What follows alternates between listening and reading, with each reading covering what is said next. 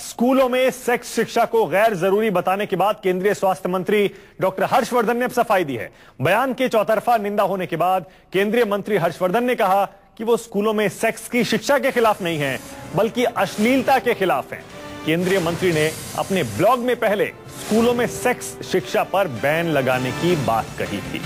यानी एक के बाद एक दो विवादित बयान देने के बाद डॉक्टर हर्षवर्धन को जब यह महसूस हुआ कि उनके बयान का विरोध हो रहा है, विवाद खड़ा हो रहा है, तो उन्हें अपना बयान वापस लेना पड़ा है। सेक्स एजुकेशन को स्कूलों में बैन करने की बात कर रहे थे डॉक्टर हर्षवर्धन, लेकिन जब बवाल हुआ, विरोध हुआ, तो सफाई दे रहे हैं कि मैंने सेक्स एजुकेशन को नहीं, अश्लीलता के खिलाफ बयान दिया था।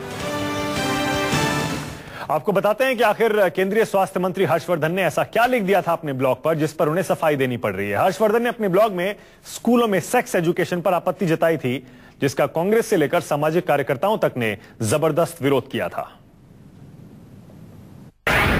तथाकथित सेक्स एजुकेशन पर बैन लगना चाहिए। कोर्स कंटेंट को वैल्यू एजुकेशन के साथ इंटीग्रेट किए जाने की जरूरत है। छात्रों को भारत के सांस्कृतिक संबंधों के बारे में ज्यादा से ज्यादा जानकारी देनी चाहिए। राज्यों को मूल्यों पर आधारित शिक्षा और भारतीय संस्कृति की पढ़ाई पर जोर देना चाहिए। योग शिक्षा को छात्रों के लिए अनिवार्य करना चाहिए। स्वास्थ्य मंत्री के इस ब्लॉग पर बवाल मच गया है। ऐसा मचा है कि कांग्रेस कह रही है बीजेपी के मंत्रियों को बोलने और लिखने दोनों की प्रैक्टिस करनी चाहिए। मनीष तिवारी कहते हैं, सोच पर तो हम शर्मिंदा हैं। ऐसा कैसे सोच लिया है देश के स्वास्थ्य मंत्री डॉक्टर हर्षवर्धन ने? ये तो बिल्कुल माध्यमिक के ख्याल, योग के ख्याल है। मैं ये नहीं कहूंगा कि तालिबानी है, पर जो 21वीं सदी है और जिस समाज में हम रह रहे हैं, उस समाज की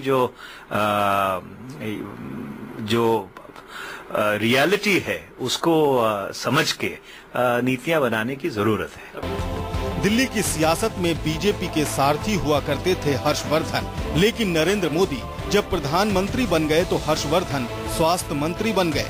कुछ दिन पहले कंडोम के इस्तेमाल पर बयान दिया था, तब भी बवाल मचा था। उन्होंने कहा था, अगर व्यक्ति अपने जीवन साथी के प्रति वफादार रहे तो कंडोम की क्या जरूरत। अब सेक्स शिक्षा पर लिखा है तो फिर बवाल मचा है। सीधे शब्दों में कहें तो हर्षवर्धन नहीं चाहते स्कूलों में सेक्स एजुकेशन की क्लास हो। अब कांग्रेस तो बोल ही रही है, वो तो विपक्ष में है, लेकिन अब वो भी बोल रहे हैं जिनके ऊपर इस देश में बच्चों को शिक्षित करने की जिम्मेदारी है। Education is necessary in all subjects rather, and more so in sex education for children to also take on the different vagaries of life and be prepared for everything. So I think it is highly commendable. I mean, it's reprehensible to hear people talking like this. वैसे तो हर्षवर्धन ने अपने blog में लिखा है, स्कूलों में यौन शिक्षा पर पाबंदी लगनी चाहिए, लेकिन उनके समझाने और बताने का तरीका शिक्षकों को अखड़ गया है, क्योंकि स्वास्थ्य मंत्री खुद एक डॉक्टर हैं और अगर कोई डॉक्टर ऐसी बातें लिखे तो सोचना तो पड़ता ही है। इसलिए समाज को सुधारने वाले भी आज स्वास्थ्य मंत्री को समझाने सामने आ गए हैं। इस तरह की बात करना ये एक गैर वैज्ञानिक तरीका है, क्योंकि ये भी बात सही है कि सिर्फ जिनके मतलब पुरुष और महिला के संबंध होते हैं के माध्यम से एड्स नहीं दूसरे को होता है, बल्कि जो समलैंगिक संबंध रखते हैं उनके बीच में भी एड्स बहुत जल्दी फैलता है। ये क्या कहना चाह रहे हैं? स्वास्थ्य मंत्री इस वक्त भारत में तो नहीं है, अमेरिका में है, इसलिए इस ब्लॉग पर उनकी प्रतिक्रिया तो नहीं मिली, लेकिन उनके दफ्तर का कहना है ये स्वास्थ्य मंत्री के निजी विचार हैं। तो सवाल है, अगर देश के स्वास्थ्य मंत्री के विचार भी संवेदनशील मुद्दों पर निजी होने लगे तो फिर सार्वजनिक बयान कौन देगा? Bureau report, news 24। इसी पर और जानकारी के साथ अब हमारी संवाददाता पल्लवी झा हमारे साथ जुड़ गई हैं। पल्लवी, डॉक्टर हर्षवर्धन ने सफाई तो दे दी है कि वो अश्लीलता का विरोध कर रहे थे, सेक्स एजुकेशन का नहीं कर रहे थे। पिछली सरकार ने कहा था कि सेक्स एजुकेशन को एक विषय के तौर पर पढ़ाई में शामिल किया जाएगा। क्या डॉक्टर हर्षवर्धन जो कह रहे हैं उसके बाद ये माने कि ये सरकार वो नहीं करेगी, एक सब्जेक्ट के तौर पर, विषय के तौर पर सेक्स एजुकेशन को नहीं शामिल किया जाएगा पढ़ाई में? पल्लवी से लगता है संपर्क नहीं हो रहा, फिर बात करेंगे।